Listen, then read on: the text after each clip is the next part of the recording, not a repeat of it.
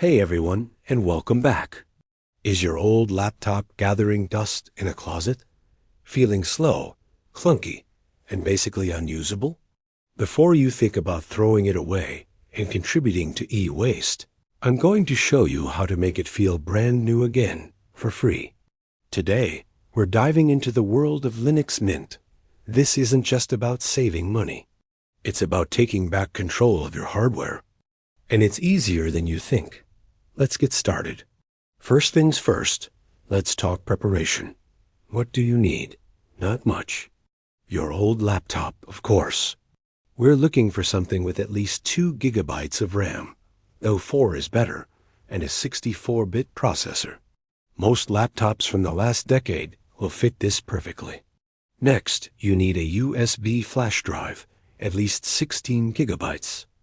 And finally, you'll need access to another working computer, just for a few minutes to set up the USB drive. Now, which version of Linux Mint should you choose?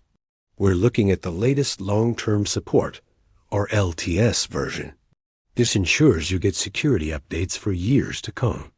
Mint comes in a few flavors, but we'll focus on 2. The Cinnamon Edition is the standard, modern-looking desktop. It's beautiful and works great on most machines. But if your laptop is really old or underpowered, you'll want the XFCE edition. This is what I call the Zero approach. It's super lightweight, fast, and uses the absolute minimum system resources to give you maximum performance. All right, let's create our bootable USB drive. On your working computer, head over to the official Linux Mint website and go to the download page. Grab the ISO file for the edition you chose, either Cinnamon or XFCE. An ISO is basically a digital copy of the installation disk. Once that's downloaded, we need a tool to burn this file onto your USB drive. I recommend either Balin Etcher or Rufus. Both are free and simple to use. Open the tool, select the Linux Mint ISO file you just downloaded.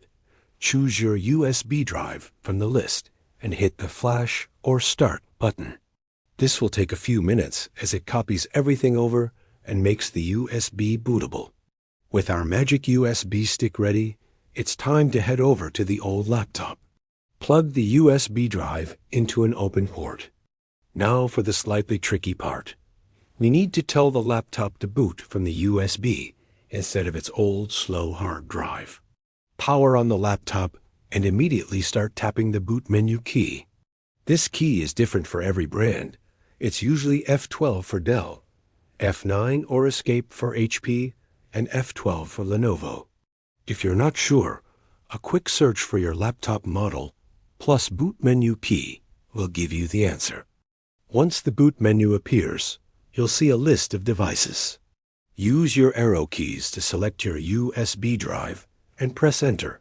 The screen will flicker, and in a minute, you'll be greeted by the Linux Mint desktop. This is called a live environment. Nothing has been installed yet. This is your chance to test everything.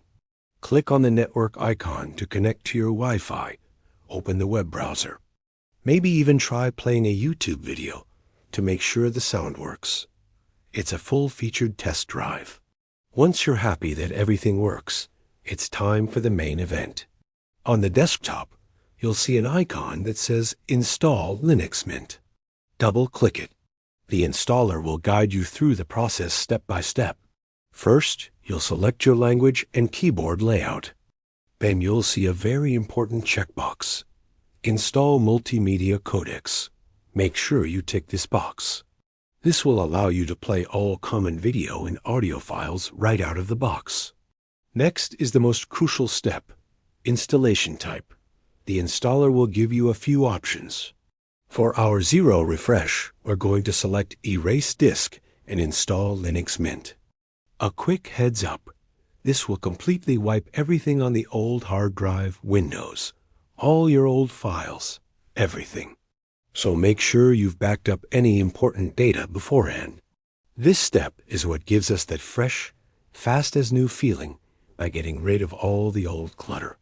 After that, just set your time zone, create a username and password, and let the installer do its thing. Once the installation is complete, the computer will restart. Remove the USB drive when it tells you to, and you'll boot directly into your brand new Linux Mint system. Log in, and let's do a few final tweaks.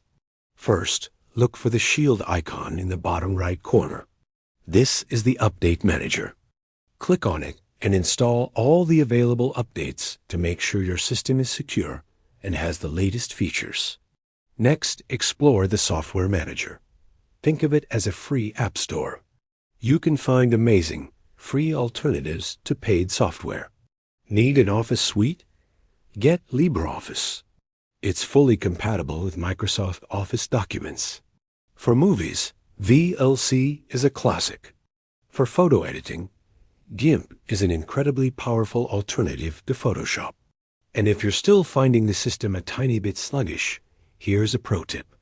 Go to System Settings, find the Effects menu, and turn off all the window animations. This small change can make a huge difference on older hardware. And that's it. You've successfully rescued a laptop from the landfill. You've embraced the right to repair, and you've given yourself a perfectly functional computer for $0. It's perfect for web browsing, writing documents, watching movies, and so much more. You've just turned e-waste into a useful tool. Thanks for watching. If this video helped you out, please give it a thumbs up and consider subscribing for more tech tips and projects. Let me know in the comments if you tried this and how it went. See you in the next one.